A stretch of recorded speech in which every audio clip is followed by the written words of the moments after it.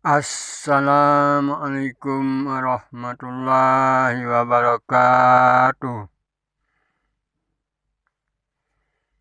Alhamdulillah, alhamdulillah. Dengan izin Allah Ta'ala juga kami dapat membacakan lanjutan daripada kitab Syairus Salikin. Semoga Allah memberkati dan melimpahkan rahmat dan hikmahnya kepada kami dan juga kepada saudara-saudara yang berkenan hatinya untuk mengikuti, dan juga kepada orang-orang yang bisa mendengar dimanapun saja berada, karena dunianya adalah milik Allah dimanapun mereka berada, lepas daripada pandangan dan pengen Allah. Untuk ini kami akan coba dengan ucapan Bismillahirrahmanirrahim. Syahdan bermula lafaz kolbi yakni hati. Kolbi itu hati. Dan lafaz ruh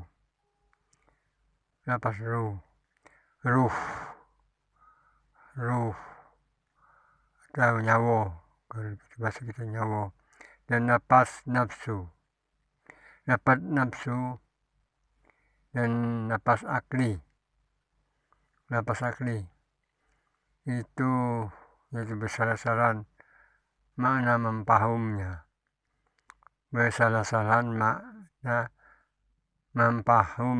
itu, dan bersamaan makna hakikatnya itu. Sebab itulah menyatakan Imam Al-Ghazali rahimahullah dengan katanya, wa nahnu tabayyana makna qalbi wa ruh wa nafsu wal akli. Artinya, dan kami nyatakan makna hati dan makna ruh dan makna nafsu dan makna akal. Palaulah lapas kolbu wahwa yatlaq makna. Artinya lapas kolbu, lapas hati, maka yang pertama lapas kolbu. Lapas kolbu itu lapas hati, yakni hati, dan yaitu ditelakkan bagi dua makna. Dibangsakan dengan dua makna hati itu. Pertama, daging rupanya seperti buah kayu sanubari yang ditaruh di dalam pihak kiri daripada dada, dan di dalam batinnya itu berlubang yang tempat diam darah yang hitam, yaitu tempat terbit ruh dan tempat keluarnya. Dan daging yang dinamakan hati yang atas rupa sanubari itu ada pula bagi binatang dan bagi orang mati. Jadi daging yang berupa sanubari itu ada bagi binatang dan bagi manusia mati, atau orang mati, manusia mati. Dan makna yang kedua yaitu lapas rubbaniyah. Kata-kata rubbaniyah, latifatul rubbaniyah, yaitu latifatul rubbaniyah atau rohani, yakni jisim yang halus yang dibangsakan kepada Tuhannya, yaitulah hakikat ruh manusia, seperti firman Allah Ta'ala. Ini pada makna yang kedua. Makna yang kedua ini yaitu latifatu robbaniyah, rohani, suatu yang halus, suatu hal yang halus yang datang dari sifat ketuhanan, robbani, ketuhanan, rohani, halus, datang daripada Tuhan, yakni satu jisim yang halus. Nah, dalam satu jisim yang halus yang dibangsakan kepada Tuhannya. Jadi jisim yang halus ini dibangsakan kepada Tuhan atau latifatul robbani, sesuatu yang halus, dibangsakan rohani yang dibangsakan ketuhanan. Itu jisim yang halus yang dibangsakan kepada Tuhannya. Yaitulah hakikat ruh. Nah, itulah hakikat ruh. Hakikat ruh manusia. Seperti firman Allah Ta'ala, Qulir ruhu min amri rabbi. Qulir ruhu min amri rabbi. Artinya, katakan olehmu ya Muhammad, bermula ruh itu perbuatan Tuhanku. Nah, katakan olehmu ya Muhammad, bermula ruh itu perbuatan Tuhanku, dan adalah baginya berhubungan dengan daging yang bernama hati sanubari, hati sanubari itu, dan adalah hati yang bernama latifatul robbaniyah,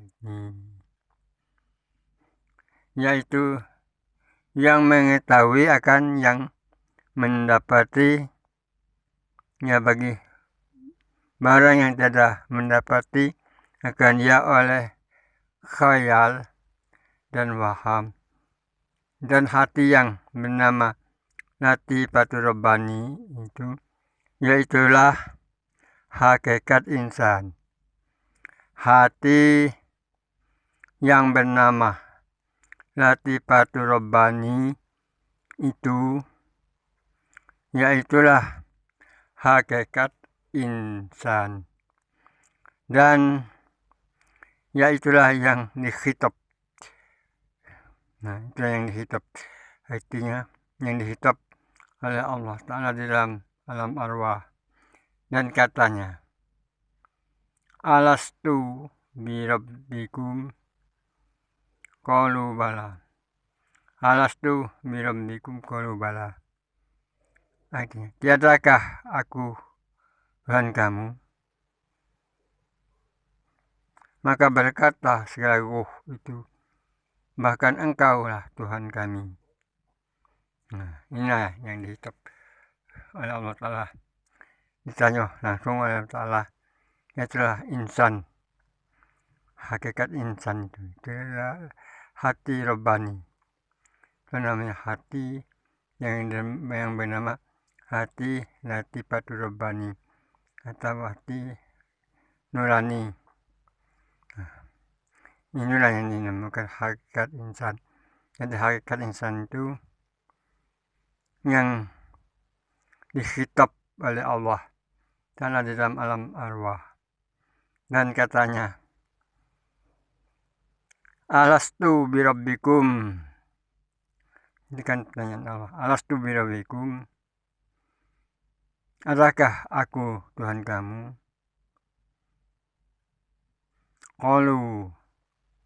Qalu, maka berkatalah segala ruh itu, maka berkata segala ruh itu, bahkan engkaulah Tuhan kami. Dan semua ruh di waktu itu menyaut dengan serempak, engkaulah Tuhan kami. Engkaulah Tuhan kami. Itulah makna ruh. Hakikat daripada insan. Itulah latifatul robbani. Itulah hakikat insan. Ya. Ya, itulah hakikat insan. Dan ya itulah yang dihitop oleh Allah Ta'ala dalam alam arwah. Dengan katanya alastu birabbikum. Nah, itu pada makna. Dan pada makna yang kedua itu yaitu disyaratkan dengan firman Allah Ta'ala, inna fi zalika zikru liman kana lahu qalbi. Pada makna yang kedua ini, kalau tadi pada makna yang satu latifatul rubani, ini pada makna yang kedua ini, pada makna yang kedua ini, inna fi zalika zikra liman kana lahu qalbi. Artinya bahwasanya di dalam yang demikian itu, yaitulah peringatan bagi seorang ada baginya hati. Peringatan untuk seorang baginya ada hati. Kalau uang itu ada hati, dan adalah dipaham daripada makna yang kedua ini, yang dipahami daripada makna yang kedua ini, bahwasanya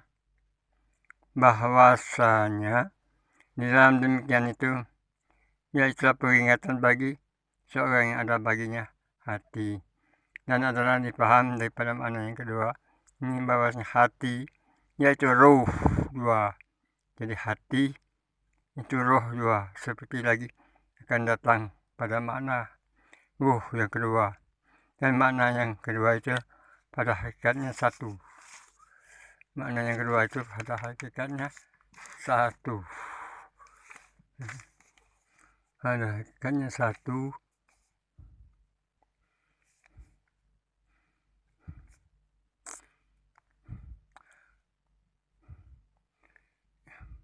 Lapas yang kedua, ruh.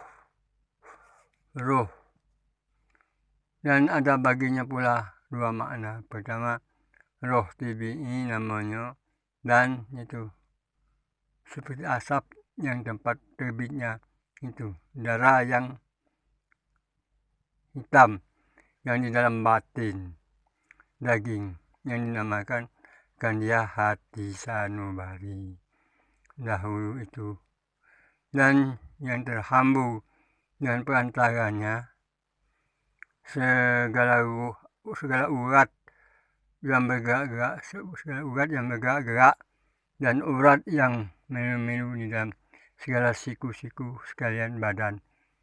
Misalnya itu seperti cahaya pelita di dalam rumah, karena terang segala penjuru yang di dalam rumah daripada cahaya pelita itu, dan yaitu yang dikehendaki kan dia oleh segala orang yang ahli tabib dengan itlaknya yang dibangsakannya akan dia itu akan ruh, yakni yang dinamakan roh tabi'i. Itu yang dinamakan roh tabi'i, roh tabiat. Roh tabi'i itu akan roh hewani dengan dia hidup sekalian hewan. Hewan ini dengan dia akan hidup sekalian hewan ini.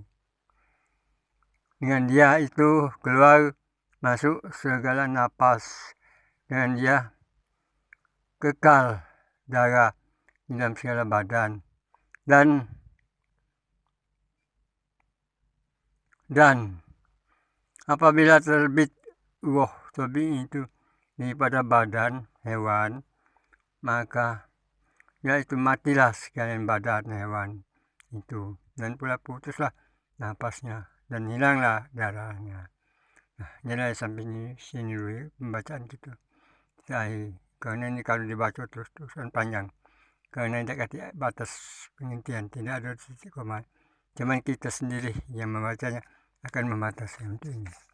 Nah, mudah-mudahan sekali lagi kami masih ada umur, kita dipertemukan lagi, kita akan membaca lagi, yaitu tentang roh. Wa yas'alunaka 'anir roh. Nah ini nanti lagi ya. Mudah-mudahan kita dipertemukan Allah kembali. Jadi untuk ini sampai sini lah dulu. Jadi tentang pembacaan ruh, akal, hati dan ruh. Ini kalau mau diurai, mau diperjelas dan diurai, panjang waktunya. Jadi kami baca dari nas kitab untuk mengurai dan membahas. Untuk Anda lah sendiri yang mau mengurai dan mengikutinya. Kalau Anda memahami yang kami sampaikan ini, alhamdulillah. Kami hanya sebagai membaca dan menyampaikan. Terlebih dahulu kami mohon maaf kalau ada kesalahan-kesalahan dalam pembacaan ini. Karena maklum, kami bukan orang yang ahlinya. Kami bukan orang yang ahlinya di bidang bahasa Arab, bahasa yang dalam kitab ini bahasa sulit-sulit untuk dimengerti dan dipahami. Hanya kami mohon petunjuk dan bimbingan Allah. Dan juga bagi saudara yang berkenan hatinya, ya alhamdulillah. Yang tidak juga, ya apa boleh buat. Karena semua itu kembali kepada Allah yang memegang kunci hati manusia, kunci akal pikiran manusia itu. Tidak ada yang lepas. Semoga kita semua akan mendapat petunjuk. Untuk ini kami tutup dengan ucapan wallahu a'lam bissawab. Assalamualaikum warahmatullahi wabarakatuh.